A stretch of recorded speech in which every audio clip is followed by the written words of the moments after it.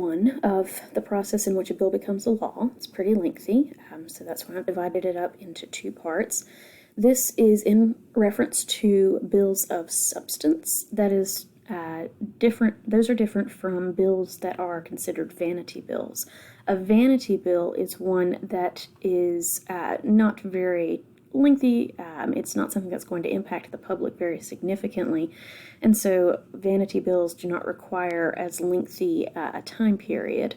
A bill that is one of substance is going to take several months generally in order to pass through both houses of Congress. A vanity bill, a great example, would be a post office being named after someone. Article 1 of the Constitution gives Congress the authority over post offices and postal roads. And so that means that if a name of a post office is going to change, it's very common to name a post office after a hometown hero, for example, then that would have to be done via act of Congress. So that's very different from something like, say, a stimulus package or a healthcare overhaul or immigration overhaul. So those would be considered bills of substance, and they would take a longer time to go through this process. So first, you would have the bill introduced. Introduction is required by any member of Congress in either house, and that means that the bill's already been written. Okay, so there are various agencies to assist members of Congress with writing up bills, because not everyone who goes to Congress knows how to write legalese. And so they have congressional support agencies to help craft the bill and make it just how the legislator wants it. And now in the after school special, which you guys may have seen from some throwback TV, How Does a Bill Become a Law? Schoolhouse Rocks. You have the process of the bill goes through the House and then it goes through the Senate. And that does happen with some laws. Tax laws, for example, are required to originate in the House. But that is not terribly common. That's what we teach children because that's what their brains have the capacity to understand. But as an adult, you have more abstract thinking. When we're talking about the typical bill passage, generally what happens is a bill is introduced in both the House and the Senate at about the same time.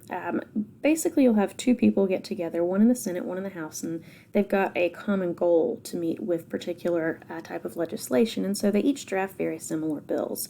One is probably designed to be more palatable to the members of the Senate, who might be, say, more conservative or more liberal, or they're focused more on state issues rather than the district issues that a House member would be.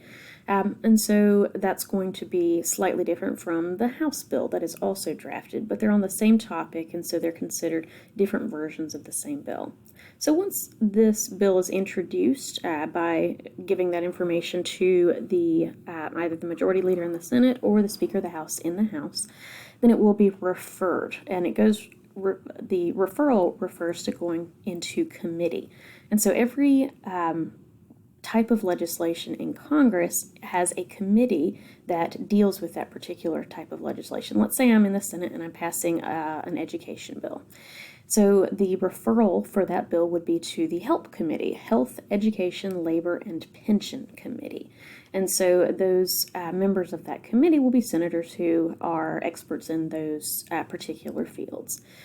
And so it goes to the HELP Committee in the Senate, it goes to the subsequent committee in the House dealing with education, and almost immediately the committee itself is broken down into subcommittees. Like again in the Senate, the HELP Committee.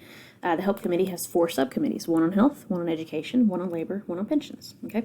And so step 2, the referred bill goes immediately to the education subcommittee in both the House and the Senate.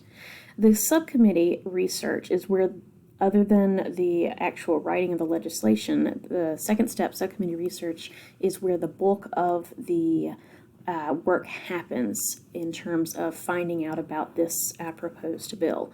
And the subcommittee is going to call in the author of the bill. That person is going to talk about how expensive the bill will be, what is it going to generate in terms of revenue, who is it going to benefit, how long is it going to last. In a nutshell, the subcommittee members all need to be experts on this bill, but before they can make their decisions on it.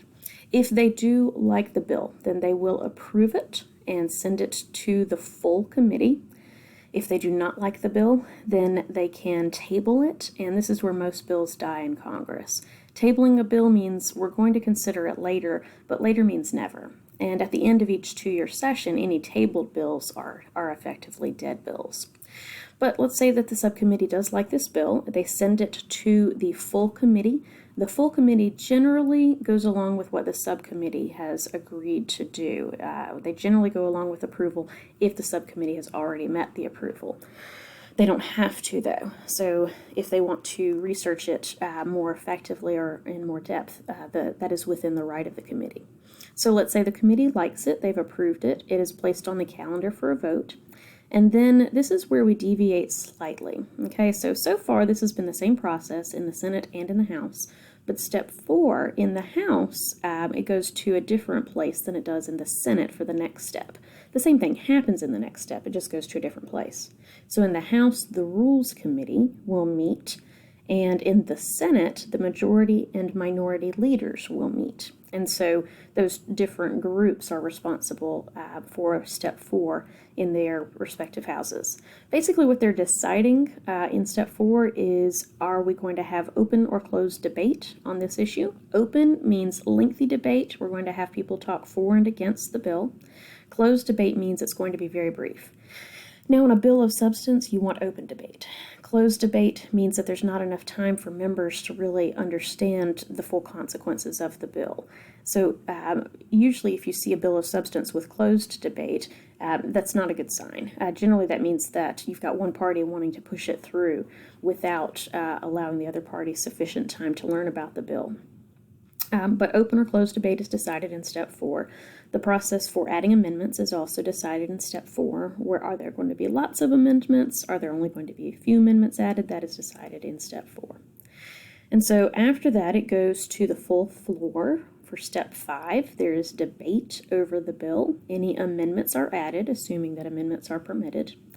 And at that time, that each house will vote. The House of Representatives will vote on their version of the bill. The Senate will vote on their version of the bill. And assuming it passes, okay, this is a very lengthy process, as you can tell, then it will go to a conference committee. And a conference committee is a temporary committee. It is designed for the sole purpose of making 2 similar bills identical. So for a bill to become a law, it has to pass both the House and the Senate in identical form. That means it has to be the exact same down to all the punctuation. And so the conference committee's job is to pound out the differences between the House bill and the Senate bill and make those 2 bills identical. Remember, one of the bills might be more liberal to deal with the more liberal House of Congress. The other might be more conservative to deal with the more conservative House of Congress.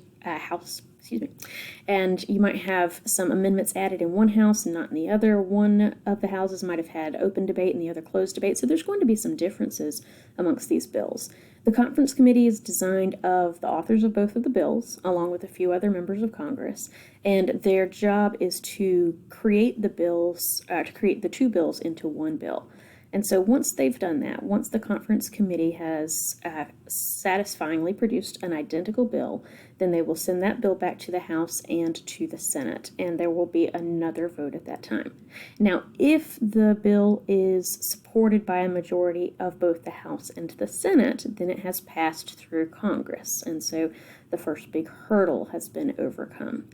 However, that's not a requirement. Let's say it passes the Senate but not the House. Well, in that case, the conference committee will reconvene and they will try and make the bill more palatable to both houses. Then it goes back to the other house. Maybe they pass it, but now the Senate says I don't like it, so the conference committee must reconvene. It's not uncommon for conference committees to reconvene several times in order to make a bill that is acceptable to both the House and the Senate. But once a bill has been passed by both the House and by both houses of Congress, then the final step goes into place, and that is the executive check, which I will talk about in part 2 of this video.